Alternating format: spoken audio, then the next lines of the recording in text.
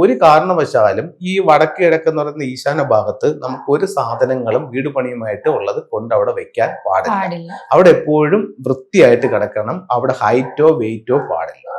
മനസ്സിലായില്ലേ? അപ്പൊ അവിടെ വടക്ക് കിഴക്ക് ഭാഗത്ത് പിന്നെ ഒരുപാട് വീടുകളിൽ നമ്മൾ കൺസൾട്ടിങ്ങിന് പോകുമ്പോഴത്തേക്ക് അവിടെ നല്ല മാവ്, പ്ലാവ് താമസിച്ചുകൊണ്ടിരിക്കുന്ന വീടുകൾ, നല്ല മാവ്, പ്ലാവ് അങ്ങനെ പലതരത്തിലുള്ള വൃക്ഷങ്ങൾ ആ ഭാഗത്ത് നിൽക്കുന്നതായിട്ട് കണ്ടിട്ടുണ്ട്. അതെല്ലാം തന്നെ നല്ല ഫലപുഷ്ടിയുള്ളതായിരിക്കും.